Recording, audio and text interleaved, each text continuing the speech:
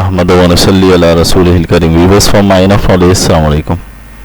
مفتی منیب الرحمان کی تحریر سے ماخوذ شدہ 28ویں پارے کا خلاصہ و تفسیر اور مضامین قرآن اس ویڈیو میں بیان کیے جا رہے ہیں. اس کا آغاز سورہ مجادلہ سے ہوتا ہے. سورت کا پس منظر یہ ہے کہ سابیہ خولہ کے ساتھ ان کے شوہر اوس رضی اللہ تعالیٰ عنہم نے ظہار کر لیا تھا. ظہار کے ذریعے زمانہ جاہلیت میں بیوی شوہر پہ حرام ہو جاتی تھی.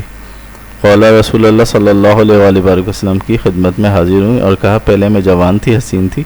اب میری عمر ڈھل چکی ہے اور میرے چھوٹے چھوٹے بچے ہیں، انہیں شوہر کے پاس چھوڑتی ہوں تو ہلاک ہو جائیں گے اور میرے پاس کفالت کے لیے مال نہیں ہے. رسول اللہ صلی اللہ علیہ وآلہ وسلم خاموش رہے کیونکہ ابھی ظہار کا حکم نہیں آیا تھا. خولہ رسول اللہ صلی اللہ علیہ وآلہ وسلم سے بحث و تکرار کرنے لگیں کہ میرے مسئلے کا کیا حل ہے، اور اللہ سے فریاد کرنے لگیں. اللہ سبحانہ و تعالیٰ نے اس سورت کی ابتدائی آیت میں بیان فرمایا، اے رسول اللہ نے اس عورت کی بات سن لی جو آپ سے اپنے خاوند کے بارے میں بحث کر رہی تھی اور اللہ سے شکایت کر رہی تھی، اور اللہ تم دونوں کی باتیں سن رہا تھا. بے شک اللہ سب سننے والا، خوب دیکھنے والا ہے. چنانچہ خولہ رضی اللہ تعالیٰ عنہ اللہ سبحانہ و تعالیٰ کے اس حکم کا نزول کا سبب بنی. ایک بار حضرت عمر فاروق رضی اللہ تعالیٰ عنہ سواری پہ آ رہے تھے. خولہ نے انہیں روک لیا اور باتیں کرنے لگیں. کسی نے کہا، امیر المومنین، اس بڑھیا کی خاطر آپ اتنی دیر کیوں رکے رہے؟ انہوں نے فرمایا، میں زمین پہ اس کی بات کیوں نہ سنوں جس کی فریاد کو اللہ نے آسمانوں پہ سن لیا. اس کے بعد اسلام میں زہار کا حکم نازل ہوا. جو لوگ بیویوں سے زہار کر لیں اور پھر رجوع کرنا چاہیں تو ان کا کفارہ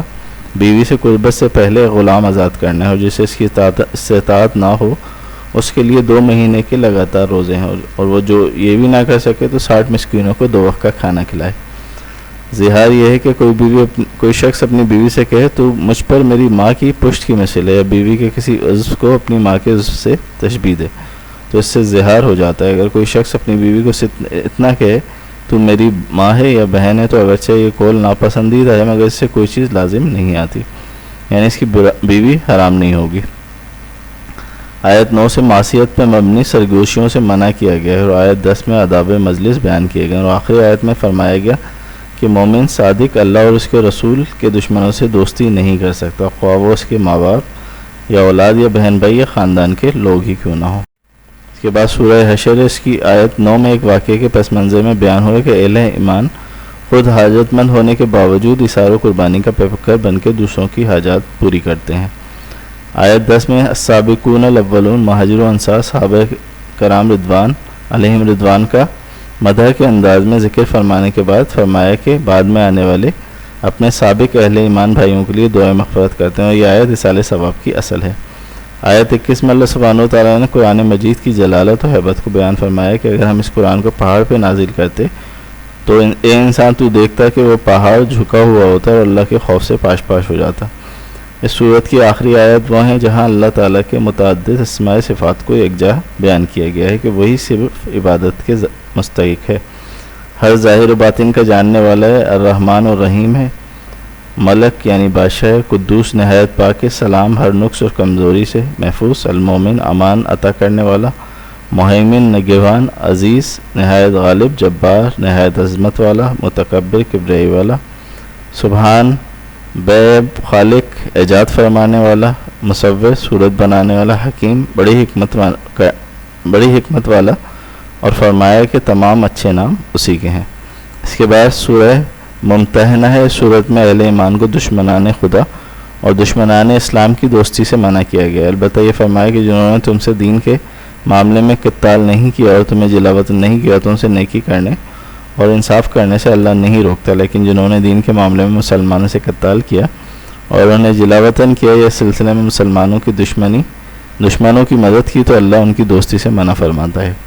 اور فرماتا ہے کہ ان سے دوستی کرنے والے ظالم ہیں. آیت 11 میں اللہ سبحانہ و تعالیٰ نے نبی کریم صلی اللہ علیہ وآلہ وسلم کو فرمایا، اگر مومنات صحابیات آپ سے ایک طے شدہ دستور اور منشور پہ بیعت کرنا چاہیں تو ان کی بیعت قبول کیجیے اور ان کے لیے اللہ سے استغفار کیجیے. وہ منشور یہ ہے کہ وہ اللہ کے ساتھ کسی کو شریک نہیں ٹھہرائیں گی، چوری نہیں کریں گی، زنا نہیں کریں گی، اپنی اولاد کو قتل نہیں کریں گے، بے اصل بہتان ترازی نہیں کریں گی، اور کسی بھی نیک کام میں آپ کی نافرمانی نہیں کریں گی. اس کے بعد سورہ صف ہے. اس سورہ کے شروع میں قول و فعل کے تضاد سے منع کیا گیا، بتایا کہ اللہ ایسے لوگوں سے ناراض ہوتا ہے جن کے قول و فعل میں تضاد ہو۔ مزید فرمایا اللہ سبحانہ و تعالیٰ ان مجاہدین کو پسند فرماتے ہیں جو اس کی راہ میں صف بستہ قتال کرتے ہیں جیسے وہ سیسا پلائی دیوار ہوں۔ آیت 8 میں فرمایا کہ دشمنان دین چاہتے ہیں کہ اللہ کے نور کو اپنے منہ سے بجھا دیں اور اللہ اپنے نور کو پورا کرنے والا ہے، خواہ کافروں کو کتنا ہی ناگوار کیوں نہ ہو۔ اس کے بعد سورہ جمعہ، اس صورت کے شروع میں بعثت رسول کے مقاصد کو بیان کیا گیا، یعنی تلاوت آیات الہی، تزکیہ باطن اور کتاب و حکمت کی تعلیم۔ اس کے بعد یہود کا ذکر اور ان دعوت دی گئی کہ اگر تمہارا دعویٰ سچا ہے کہ تمام لوگوں کو چھوڑ کے تم ہی اللہ کے دوست ہو، تو اگر تم اس دعوے میں سچے ہو تو موت کی تمنا کرو، کیونکہ محب اپنے محبوب سے جلد از جلد ملنا چاہتا ہے۔ اور پھر قرآن نے پیش گوئی کی اپنے ناروا کرتوتوں کے سبب یہ کبھی موت کی تمنا نہیں کریں گے۔ سورت کے دوسرے رکوع میں نماز جمعہ کی فرضیت کا حکم نازل ہوا کہ جب جمعہ کے لیے ندا دی جائے تو سب کام کاج چھوڑ کے نماز کے لیے دوڑے چلے آؤ اور نماز ادا کر چکو وسائل رزق کو تلاش کرو۔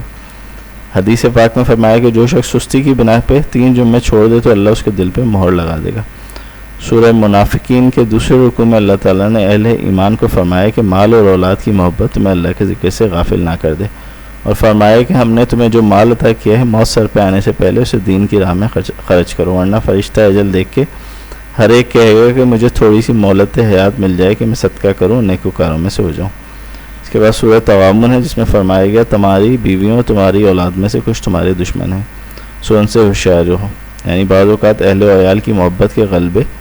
اور ان کی جائز و ناجائز فرمائشوں اور خواہشات کی تکمیل کے لیے انسان دین سے دور ہو جاتا ہے۔ اس کے بعد سورہ طلاق کے سورت کے شروع میں فرمایا تم اپنی بیویوں کو طلاق دو تو ان کی عدت کا وقت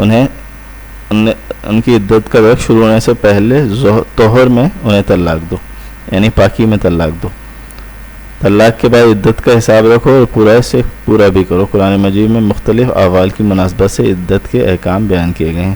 کہ ایک بوڑھی عورت کی عدت 3 ماہ ہے جبکہ جوان عورت کی عدت 3 حیض ہے، جبکہ حاملہ عورت کی عدت وضع حمل ہے۔ پھر سورہ تحریم میں اس سورت کے شروع میں بیان ہوا کہ رسول اللہ صلی اللہ علیہ وآلہ وسلم نے بعض وجوہ سے شہد نہ کھانے کی قسم فرمائی تو اللہ سبحانہ و تعالیٰ نے فرمایا آپ کفارہ ادا کر کے اس قسم کو توڑ دیں۔ ازواج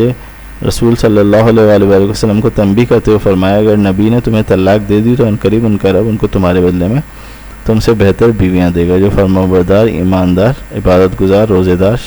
شوہر دیدہ اور کنواریاں ہوں گی۔ ظاہر ہے اس کی نوبت نہیں آئی تو اس کے معنی ہے کہ ظاہر مطہرات طیبات امہات المومنین رضی اللہ تعالیٰ عنہما نے اللہ تبارک و تعالیٰ کے رسول کو دل و جان سے راضی کر رکھا تھا۔